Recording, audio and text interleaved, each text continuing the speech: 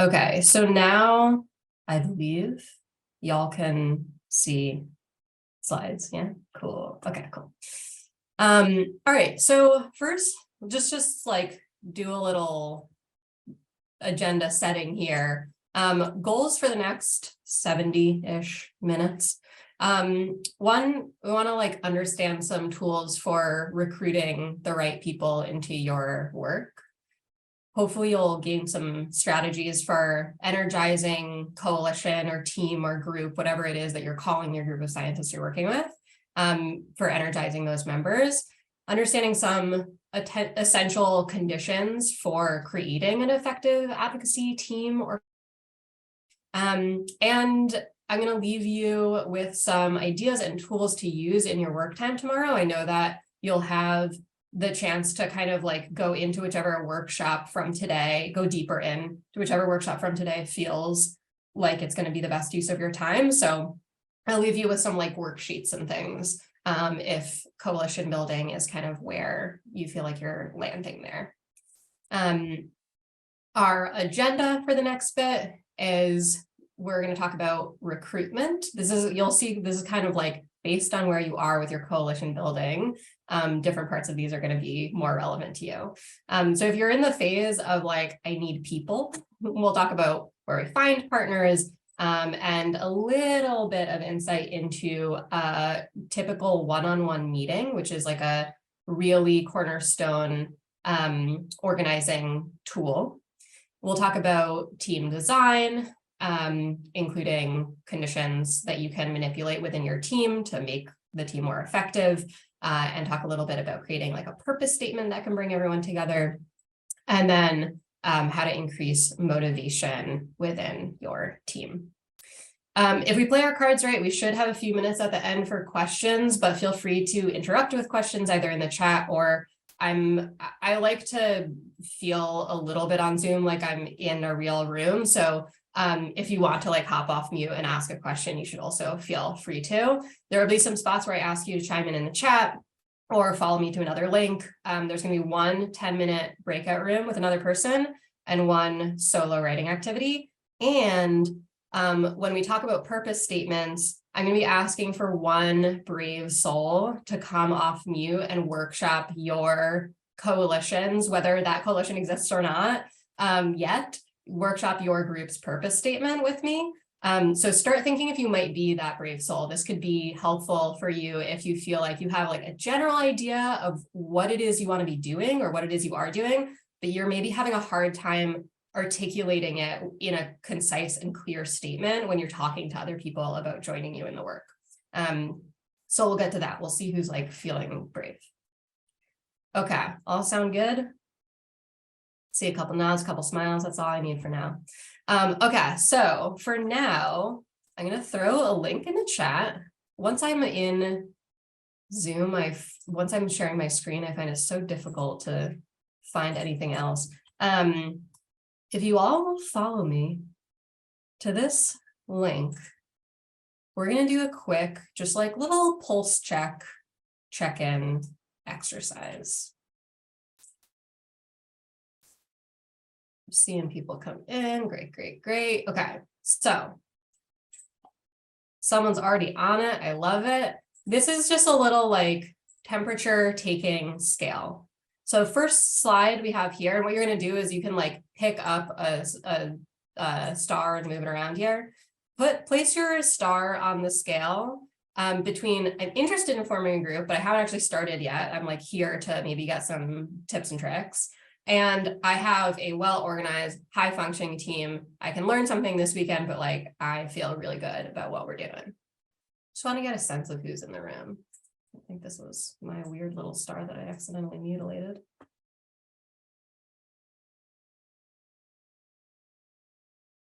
Cool. Okay, we're gonna have a pretty decent range. Just nice to kind of know where people are, where we should spend our time today. Feel free to keep moving stars around there, but I feel like I've seen it slow down. So we can move to the next slide. Slide 2 is the scale of, I'm not really sure what my team is working on, maybe we've had some ideas, but we're not particularly organized about it. We're not coalescing around one theme. And my team has a clear goal and clear plans to get there. We are like on a roadmap. Train is running smoothly enough.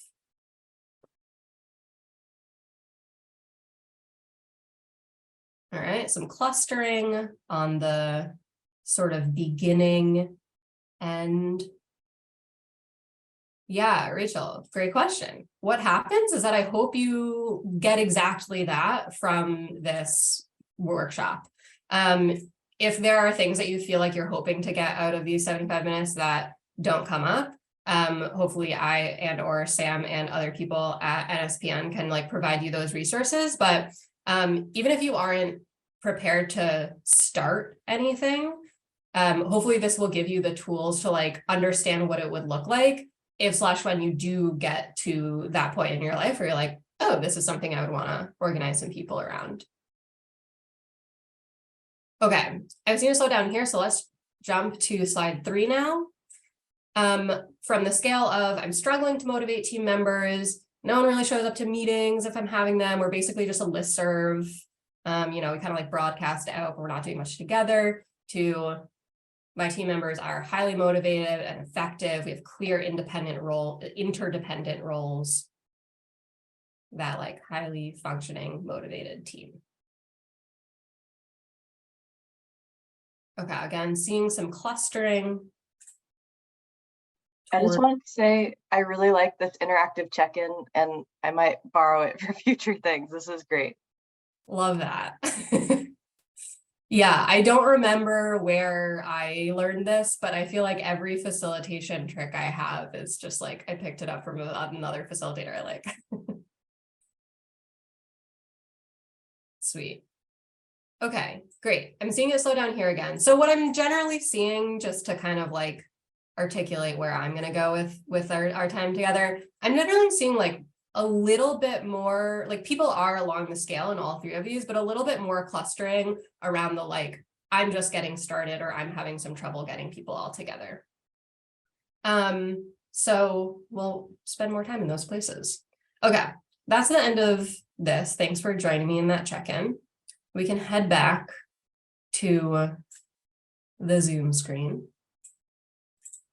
And let's jump in and talk about recruiting partners, because it seemed like a lot of people were kind of in that place right now. So I feel like it's maybe worth saying also in this moment, like the way that I am thinking about the word coalition, and this is based off of very helpful conversations that Sam and I had leading up to this to figure out like what should we really be talking about here, is there are like coalitions of organizations where there are lots of different groups coming together about one shared purpose they have. There are coalitions of individuals coming together around a shared interest. And here we're really going to be talking about coalitions of individuals and how to create like a functioning team or coalition of other science advocates. So to Rachel's question in the chat, and if anyone else is here to think about like how to bring many different organizations together, I think a lot of this still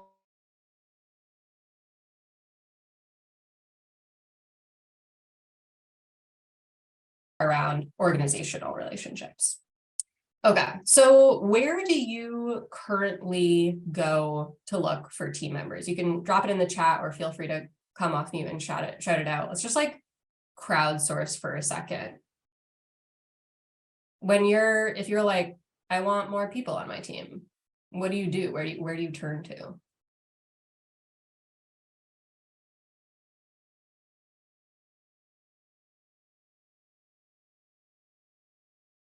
Listservs, yep, science policy orgs, existing affinity groups, established coworkers, university communities are great, plenty of listservs and other like societies there, other colleagues.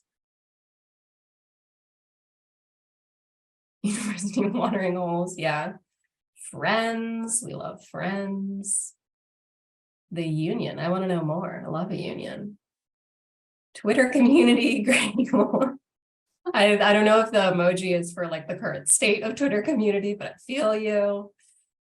Community advocacy groups, these are all amazing. Okay, So this is a pretty good list. I feel like that I'm already getting a sense that like y'all have some ideas of where to go to.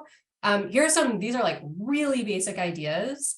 Just to throw up here is like campus listservs I saw come up, professional societies, and I didn't see anyone talking really about events, but I think that was maybe implied in some of the ways that you were talking about this.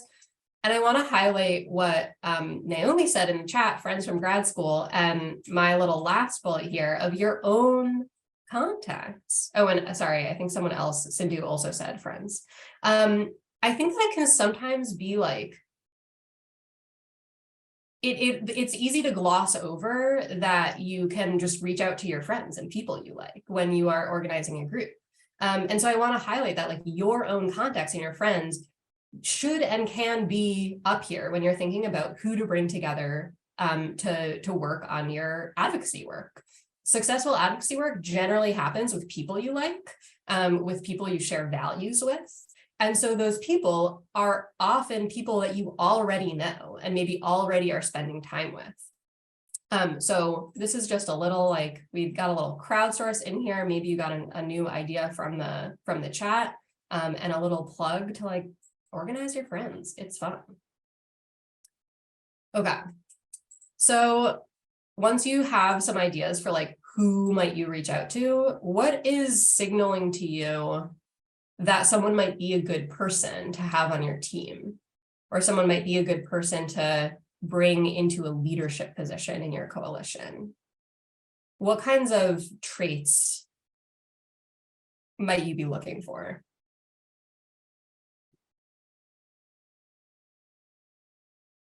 Yeah, organization, consistency, definitely shared values. We love good communication.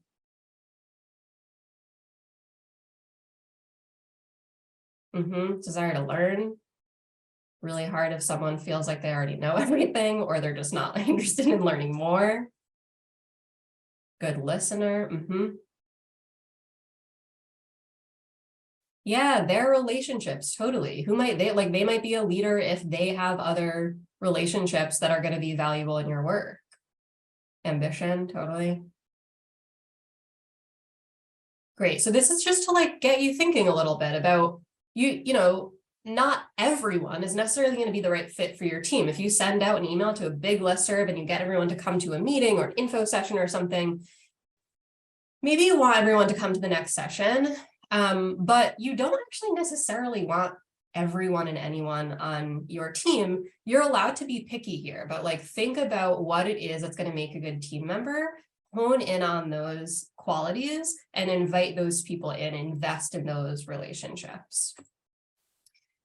So a couple of things in addition to things here, motivation, I think someone else had a similar ambition, I think maybe was similar there. Like, do you have shared motivation or motivated by the purpose of your work? Experience, both like a variety of skills, and if they have experience in the specific area that you're wanting to work in. And of course, someone you like to spend time with. Effective teams generally like each other. If you're going to be doing a lot of like deep advocacy work together, it's going to require spending time together. So don't discount the importance of relationships here. If someone has these other qualities, but you don't really like spending time with them at all, they're maybe not actually a great person to like invite deep into your coalition, if it's going to like cause a lot of strife in your group. And also just a note about like the core importance of relationships here. People will come for relationships and a sense of fellowship and stay because of that sense of belonging and the importance of the work. They don't necessarily need to be experts in your exact issue or totally bought into the movement that you're trying to be a part of or the advocacy, the policy issue that you're focused on before being recruited. We often think intuitively that action follows belief, like we believe a certain thing about a social or political issue, and then we seek out opportunities to take advocacy action on that issue. But in fact, a lot of the time, research has shown that beliefs follow action, that people get involved in movements because of relationships they have. They're invited by a friend or by family, And then they get bought in on the issue when they see that they can really use those relationships to make a difference in the world. So I'm happy to follow up with like some interesting research there that taught me that. But I feel like that's just an important thing to remember as you're thinking about recruitment, is like the importance here of relationships as the key piece of recruitment. Okay, so again, relationships are key. Relationships are how you're going to build a commitment to your advocacy work. And who has anyone here done or heard of a one-on-one, an like organizing one-on-one meeting? Is this a familiar concept? No. Okay. Cool. Yes, a lot. Love that. See another organizer in the room. So yeah, relationships with people who have shared values is it's encouraging. It helps you feel less hopeless, less alone in your cause. And strong relationships are really going to like build that commitment and help spread around responsibility, so you're preventing some of that burnout. It's really helpful to develop a positive and trusting relationship with the other person, to identify their concerns and motivations, like what really makes them tick, why are they showing up here?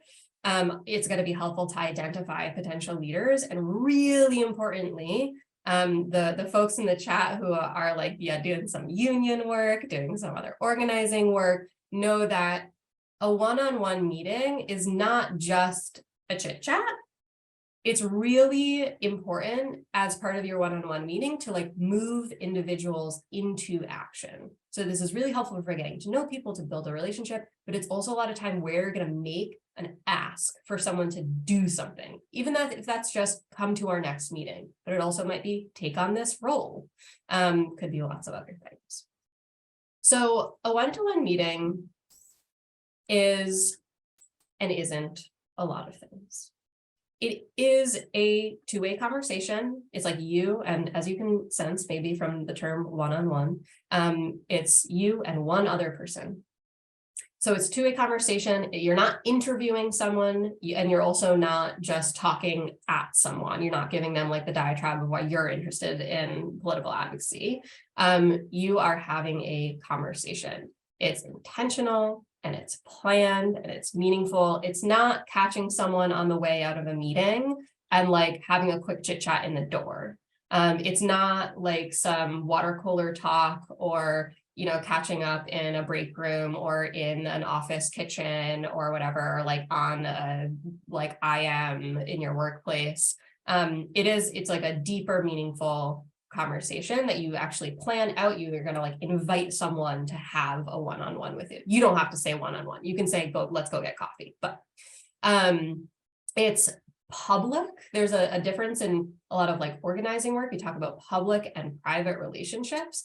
That a one-on-one meeting is somewhere where you are interacting with someone's like public self, which means that you're not trying to become best friends here. You're not going to be like talking a lot about your intimate, personal, private business. You're not like talking about your deepest life fears and all your darkest secrets, but you are probing. You are asking probing questions. You're trying to dig deeper, not so that you understand again, like this person's secrets, but so that you understand their motivation, so that you understand why it is that they're there, what they want to get out of this work.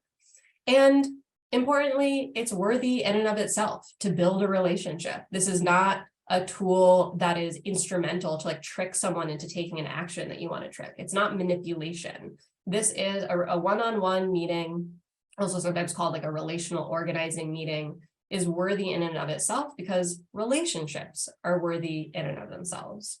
There are great trainings, I just want to note, and resources that you can learn more about one-on-ones on. Like you could have a whole 2-hour workshop just on one-on-ones. This is a very brief explanation, just to like kind of hint at this cornerstone skill that you can dive much deeper into, and to remind you again that like in recruitment, in team building and coalition building, you're going to want to center relationships all the way. And one-on-ones are going to be your like a number one tool to invest in those relationships. Okay, so with that, we're going to run into some breakout rooms. And while I explain, Sam, would you mind setting up pair share breakouts? Cool, thank you. And you can leave myself and any other like facilitators out, but if you need people to fill in roles, feel free. Okay, so here's what's going to happen. You're going to enter breakout rooms of 2 people because we're one-on-one for, I think we still have time to do 12 minutes. The person who lives furthest west, this is just to avoid the like, do you want to go first? Do you want to go first? The person who lives furthest west, roughly, make your best guess, is person 1, and the easternmost person is going to be person 2. Person 1 is going to share first, and person 2 is going to ask and listen first. And after 5 minutes, you're going to switch. I know that 5 and 5 does not equal 12, but I also know how breakout rooms work. So after 5 minutes, switch. So when you are person 1 and you're sharing, you're like being one-on-one, you're just going to answer this simple question of why are you interested in science advocacy? I'm assuming you are interested in that if you're here this weekend. And when you are the one conducting the one-on-one, you're gonna, when you're asking the listening phase, you're gonna practice asking probing questions. Try to figure out what motivates your partner. How did they get here? What values led them to science advocacy? What values led them to be on this webinar? A typical one-on-one is between like 20 and like 45 minutes. So this is not, you're not doing a one-on-one here, but just to like practice what it feels like to ask probing questions and to really be in the listening phase, like the listening mode, rather than the responding mode. Okay, that sound good? Any questions? I know I'm terrible with verbal instructions. Any questions before we go in? Okay. And with that, Sam, can you open up breakout rooms for 12 minutes? Welcome back, folks.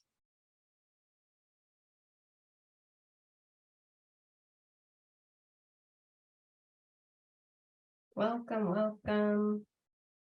How did that feel? That like really quick practice? What was it like to try to ask probing questions? Probing without prying. I see a little party emoji. That's a good sign. It's Vicky.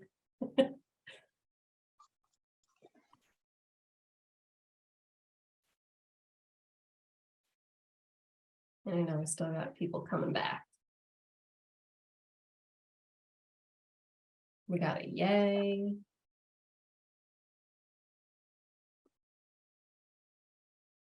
Welcome back, folks. I'd asked as people were just starting to come in, if you have feelings on like, how did that go? Like, what did it feel like to ask probing questions and try to find that line between probing and prying? To be in listening mode? Is it different from how you normally have a conversation? Are you like always in one-on-one mode? I tend to be a very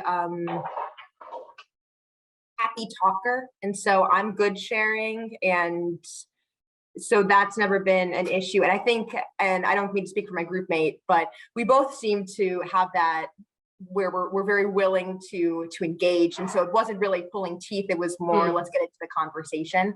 So I think we had we didn't have too many obstacles. I didn't feel it. That's great. Yeah, and I'm seeing like helping develop a sense of connection.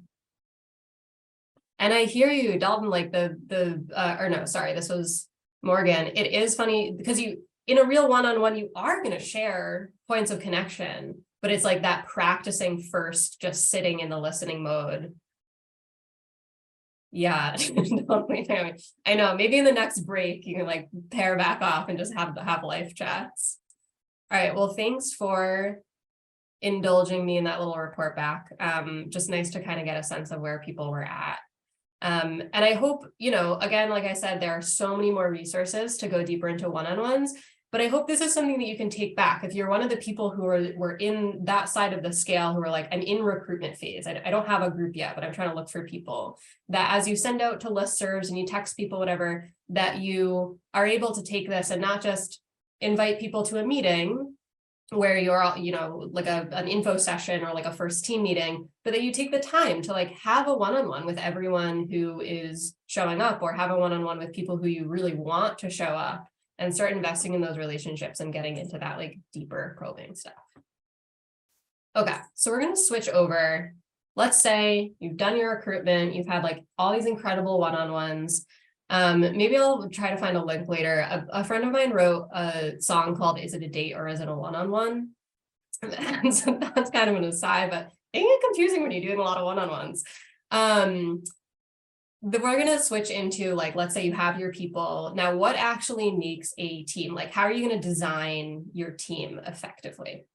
So there are 3 essential conditions that we're going to talk about first for like team effectiveness. And you'll see at the bottom, I gave a little shout out to the folks who kind of came up with this. And there's a website called 6teamconditions.com. We have 3 right here. There are other 3 that are also really important, but I want to focus on these 3 that are sort of more immediately in your power to like try to take action on, and a little bit more obvious.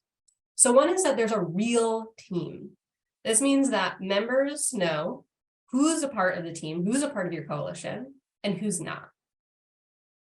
And that those people, those coalition members, are interdependent. Your work like relies on each other.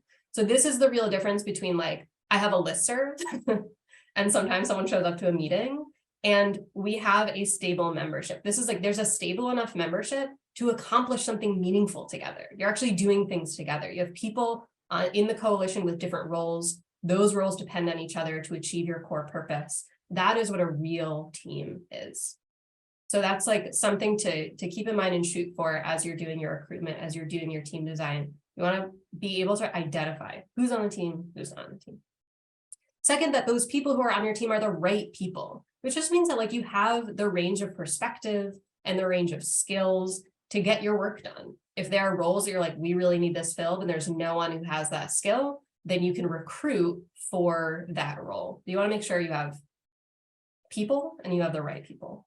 And then the third one is that there's a compelling purpose. So this is like the team has a purpose that engages your commitment and orients you in a shared direction.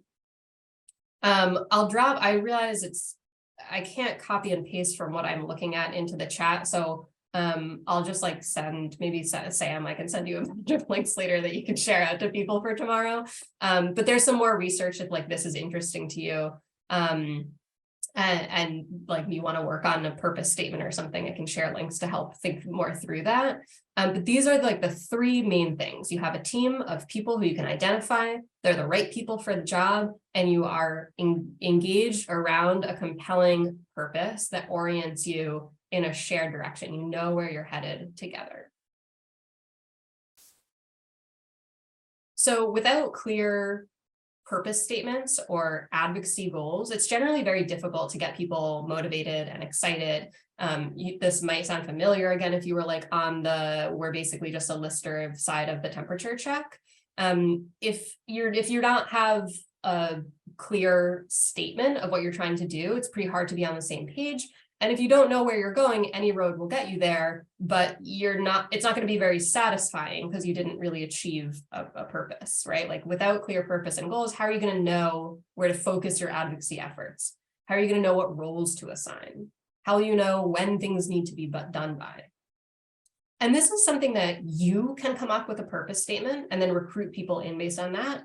Or if you have a team together, but you're like, we're not that organized, you can create a purpose statement as a group. Both are fine. But some examples of like kind of template you might think about is you can say that, we're organizing the who. Is it like your colleagues, your fellow students, the other people in your department, the other people in your workplace? You're organizing a group of people to a particular outcome, maybe in this case, considering where we are, like to pass this policy or to change this regulation through the how, like what are the tactics that we're going to use here? How are we going to leverage our power? By when? Really hard to evaluate what's going on if you don't have the sense of when does this need to happen by. Another example that you can use here is your coalition name exists to achieve what is the primary purpose, what's like the ultimate goal of your group. Maybe that is like the policy change that you're after through, again, so this is like the how, what are the functions that you're gonna take on as a team, what are the activities you're gonna get under in order to accomplish this broader goal. And this is useful to think about if you're like a little bit of a bigger team and you maybe have, I know some NSPN chapters have like sub teams. They'll have, you have your communications team and your policy team, and your research team, whatever it is. If that's how you're organized, each team, using this second example, can have their own purpose statement. So they really understand what their purpose is in context of the broader coalition goal. And everyone can really like orient around that. Okay, so this is where I'm going to ask for a brave soul to workshop a purpose statement with me, just for like a couple of minutes. Who feels like this is something I need to work on? I kind of know what I want to be doing, but like things are a little messy, or I don't always know where I or we are going with this. Does anyone feel this might be their moment?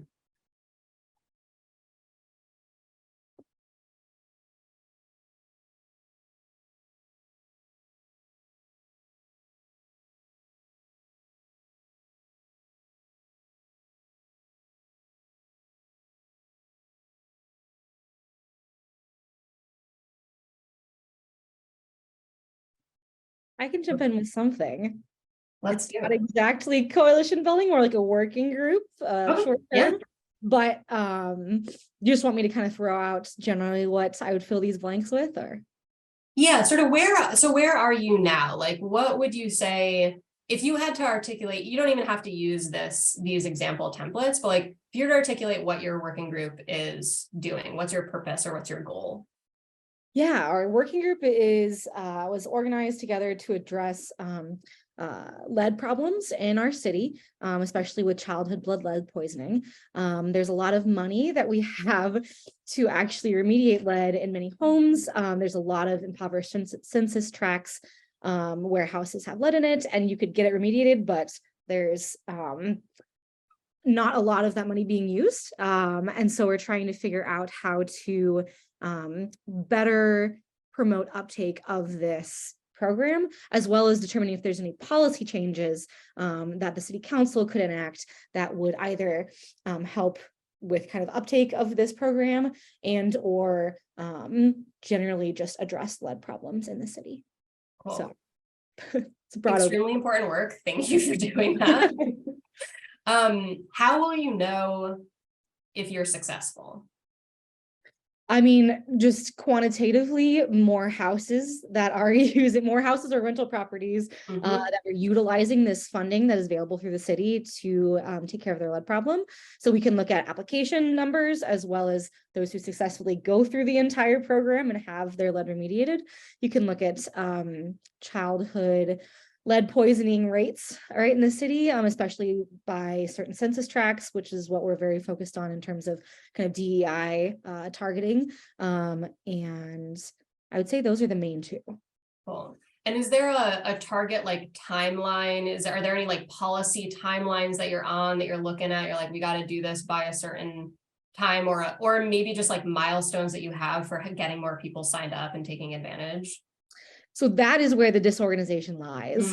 So there's the goals that we have. We're coming together. I'm kind of the one who's bringing in some policy research, so kind of benchmarking other cities throughout the U.S. of what's been done.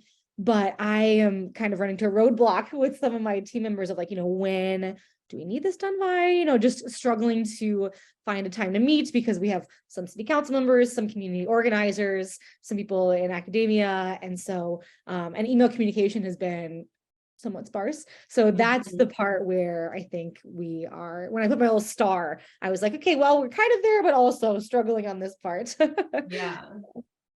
Are there, you mentioned there are like some policy pieces. It seems like a lot of this can happen without policy. There is funding. You can get people to take advantage of it. Are there like moments, like external milestones, could be like bills on a certain timeline, or just like an anniversary or something, any sort of time that you might peg something to? I'm thinking hard. I don't think so. I mean, it's something that's ongoing. The money is not going to expire. I suppose we could maybe look at, like, from the date when the application first went live, but this was also, it was pre-COVID, and then like everything slowed down because they could no longer do rental property safety inspections over COVID. So that's just now starting up. So there's, like a whole lot of complicating factors, as with every problem ever. But I guess, yeah, maybe looking at the start date of when this was first offered. I know one of the news articles that we were reading to kind of get up to date on things would talk about it's been a year and we've only gotten like 13 applications, and there's like hundreds of thousands of dollars, and like it's not. So I suppose there is some pressure from city residents, right, who don't want to see mismanagement of funds. So that might be a good way to look at it.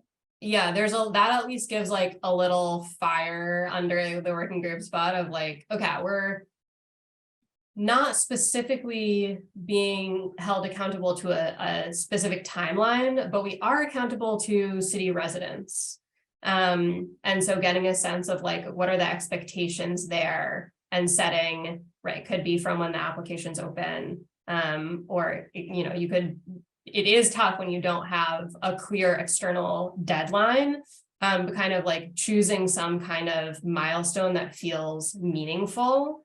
And it could be something that renews. It could be like, every quarter we want to see this many applicants, or every year we want to see this many applicants. And then you at least have like something to measure against. So if you were to try to articulate where you are now in one of these examples, where do you think you would go? Like between the two example templates, which would I use to create a purpose statement? Yeah, do you want to give like your best attempt at a statement at this point? Yeah, I would say our working group exists to achieve lead remediation efforts in the city of South Bend through policy and homeowner and rental owner mobilization in order to accomplish reductions in childhood lead poisoning.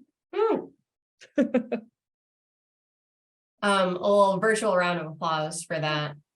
Yeah, I think that's great. I think one place, obviously, we just talked about like, you know that you kind of need to figure out a timeline for the working group, and it's hard when people are not responding to emails, and you're just like, how do I create a timeline if no one's going to stick to it? And also I feel like there's probably, we're not going to go super deep in this conversation, but there is so much more that we could think about with the policy piece of it that we didn't go into at all, of like, well, what are the policies that you want to change, right? And like being explicit about that maybe can help people understand the timeline that policy works on too, especially because it's often such a long horizon, like creating some milestones for when you want things introduced and when you need to have meetings and all of this, and if you want to get it passed in the next couple of years. Yeah. Thank you, Morgan, for being our brave soul and sharing an example of like how you can use this, how this can work. And I see Suar, am I pronouncing that accurately? Yeah. Okay. How do I separate the interorganizational goals from the purpose? Can you explain what do you mean by interorganizational goals? So interorganizational goals are like coalition building and maybe capacity building of the team, having a timeline for the team, to work on some events, to like to raise awareness about the purpose of the organization. So as my team or chapter at my university, it's a part of a larger and international organization, bigger organization. Yeah, so we have certain goals that are in our local chapter and goals for the national chapter and for the international chapter. But as a position holder in my organization, it's really hard to separate the stuff that I want to make in my local position and the stuff that I intend to do for the for the entire organization, as like for the all students who are working for the purpose of the organization, and stuff. Yeah. It's really hard when you hold a position because you don't know what stuff to work on. Like, do I evaluate and work on the stuff that we are already working on locally, or do I follow the bigger purpose, like have a bigger project? Yeah, this sounds like it would be a really valuable conversation to have with your group to like get a lot, because it sounds like you're having, like, as someone in a leadership position, you don't have clarity on where you should be spending your time, which makes me think that likely lots of other people probably also don't have clarity on where they should be spending their time.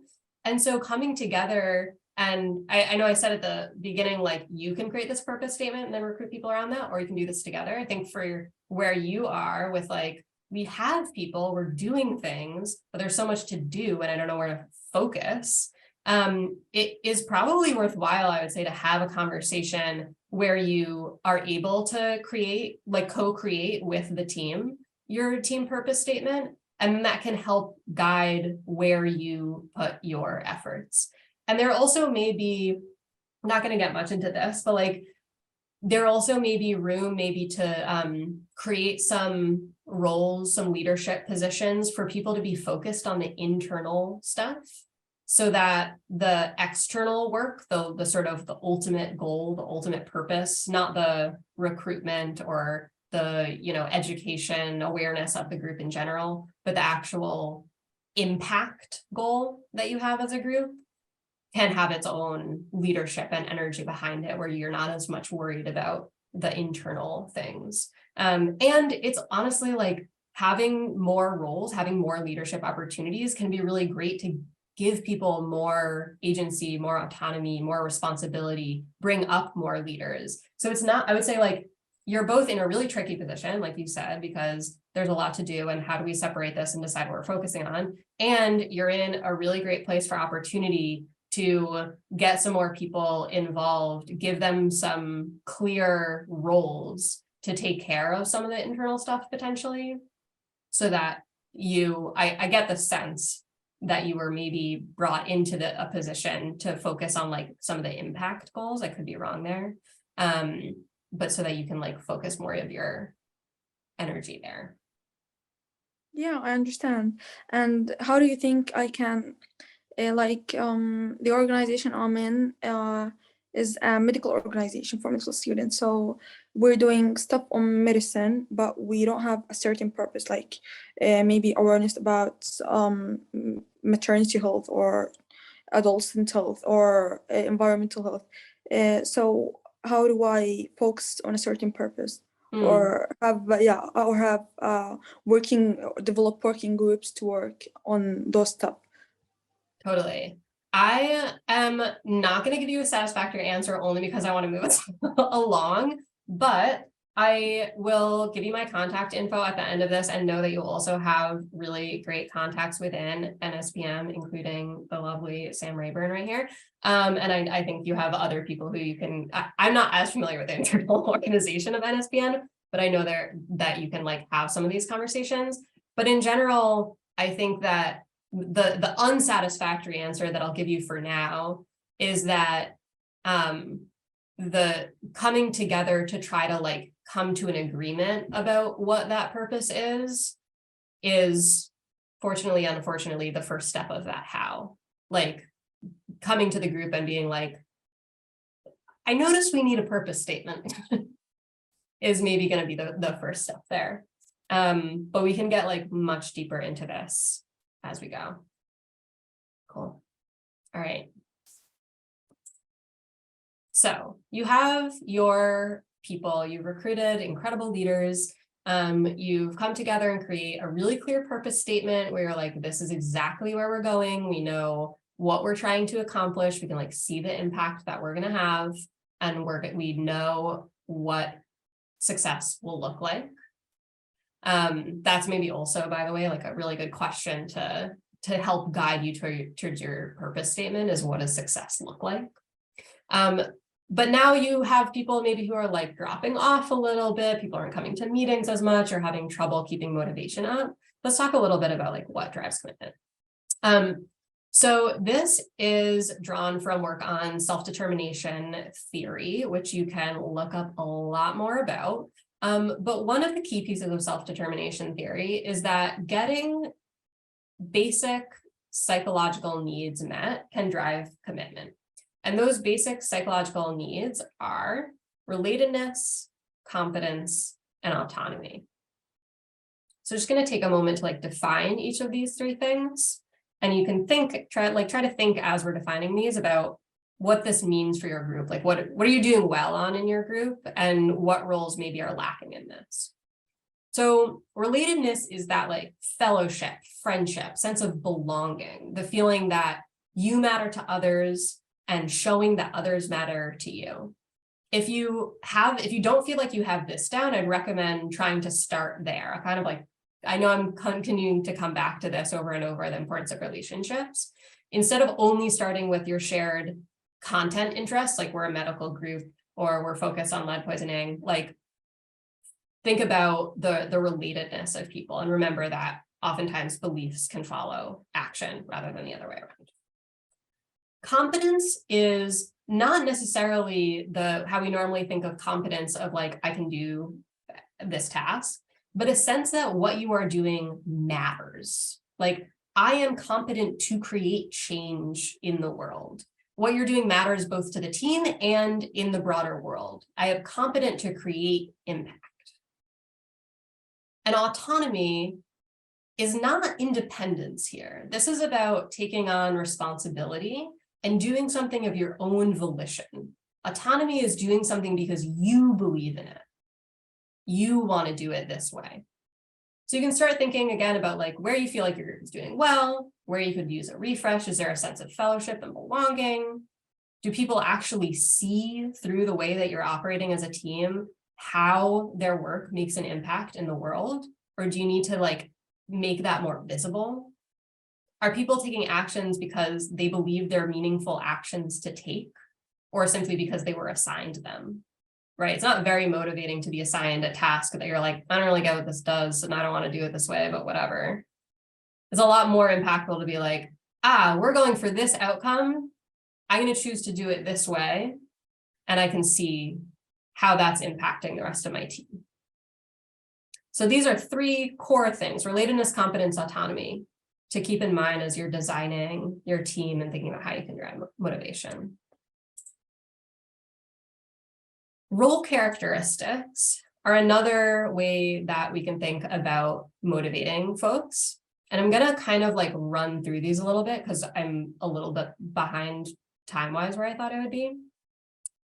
So motivating role characteristics, which we'll talk about in 1 second, can increase motivation because it's going to help people feel a sense of responsibility for the outcome, understand their successes and their failures, like understand what's actually working, and understand the meaningfulness of their work. Again, that like I'm having an impact. So we're going to look at 5 role characteristics. These are like 5 core, they're presented as job characteristics. I'm not going to talk about them as role characteristics because we're not necessarily talking about traditional jobs here. So the first is skill variety.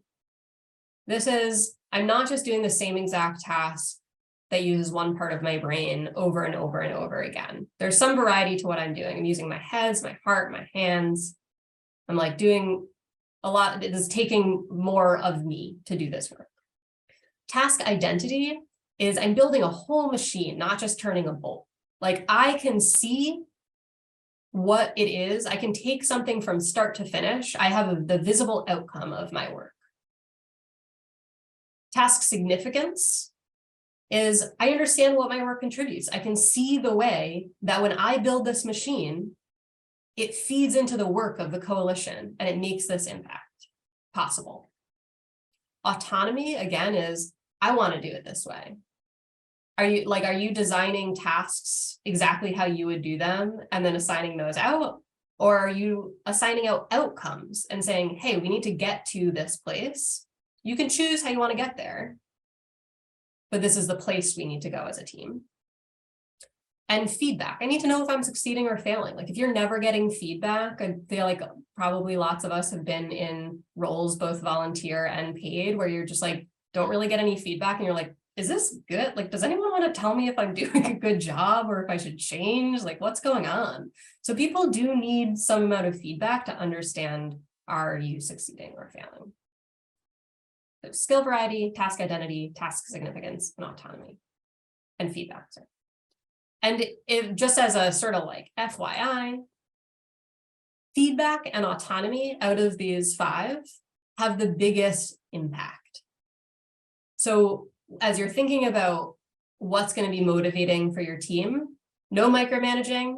If you're again like aligned on your purpose and you can assign outcomes that get you to that purpose, then people can design their own tasks. They can design their own way of doing things. And with the feedback that you're giving, you can kind of evaluate if the way that they choose to do those things is getting to those impacts. They can actually tell if they're making that impact. And if you don't know if your work is contributing, it's not very motivating to keep working. So I'm just going to like tell you what I was going to do that I'm going to cut for time. I was going to do here a little like solo writing activity to just choose a role in your team that either you need this role, like it doesn't exist and you're like, we need someone to be doing recruitment or doing onboarding or setting up, meetings with members of our state Senate or anything that you need to be doing. Either choose a role that you need or that you feel like is kind of weak or like the person in that role is not very motivated and maybe the role itself isn't that motivating, and do a little redesign based on these 5 characteristics. Like how can you give this role a clear purpose and task identity so that people can roll with it? How can you get a role to fill all of these 5 characteristics, get them to have a variety of skills, get them to be building a whole machine where they can see the outcome of their work, get them to see like a visible impact of how their work is contributing, leave some autonomy open for how they want to achieve this, and make sure that they're getting feedback. So I'm going to skip over that, but basically, if this is of interest to you, if you're like, oh, that's a place where we could really use some work in my coalition, this is something that you can do tomorrow to like in the workshop time that you have, do a little bit of revisiting of these 5 characteristics. Okay. So with just a few minutes left here, we're going to talk about taking it home. What are we doing tomorrow? If this was an interesting 75 minutes to you, and you're like, this is a place where I need to spend more time to make my team effective, to have an effective coalition, or to just like have a coalition because I haven't started outreach yet, I'll give you some options. Obviously, you can use that time however you want, but some sort of recommendations if you don't know where to start. If you're feeling ready to recruit, you're like, I have an idea, I don't have the people.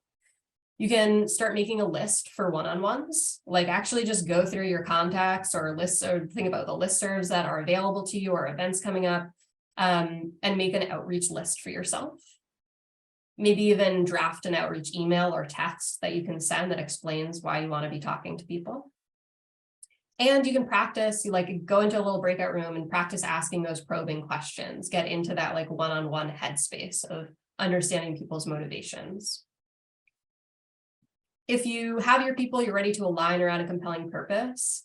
I'll drop in the chat and I'll send to Sam so you have it tomorrow. 2 worksheets. One is for Smarty goals. If you've heard of like SMART goals, Smarty is the I and the E are added as like equity goals, inclusive and equitable are the I and E. So I'll give you a Smarty goals worksheet and a purpose statement examples sheet. So you can think about how can I kind of craft my own here. And if you have those things, but just like something's missing and you need some new energy, some fresh energy in your team, I'll leave you with 2 other things. One is a team design report card, where you're going to look at, I went through the 3 conditions, real team, right people, compelling purpose before. There are 3 additional ones. A team design report card that has the 6 conditions of an effective team with a couple of prompts to help you think about where are we doing well, what might we want to change about our team's design to kind of like get us more up there in our design. And a team charter template, which goes one step past the compelling purpose and gets you more organized into like, what are the other things that we need to codify as a team to make it really clear what we're doing together and how we're doing it. So again, I'll throw them into the chat in a second and send them to Sam so you have them for tomorrow. And if you want like a lot more of this, you're like, I don't want to just do this for 75 minutes tomorrow. I actually want to like deeply invest in this and get a lot more support. So Sam mentioned in the intro, now such a long time ago, that I run something called the Team-Based Organizing Initiative, which is a collaboration between UCS, the Union of Concerned Scientists, where I work, and AGU, the American Geophysical Union, that I imagine lots of you are familiar with, potentially are members. And this is a collaborative network where we're working to develop and support in a big way self-directed teams of scientist advocates. So these teams, it's a sort of like very distributed organizing initiative where there are teams all over the country. There's one in Canada, but don't tell, that are organizing for very different policies, like whatever policies are interesting to them, as long as they're values aligned with UCS and AGU, which means that they're policies that are going to reduce inequities in the world. And we provide coaching support and more trainings on organizing and advocacy tools, and some connecting spaces for team leaders. And we are about to reopen applications like next week. So if you're interested in science and advocacy, which I know you are, because you're here, and getting a little bit deeper into the organizing piece and you want more support there, there are already a few NSPN chapters that are a part of the team-based organizing initiative, just to get that like extra support from other places. Definitely invite you to apply to the team-based organizing network. And I put my little email there if you want to reach out and talk before you apply. And that's that. I didn't do like the best on time, so 1 minute. Do you want additional questions? But thank you all for being with me.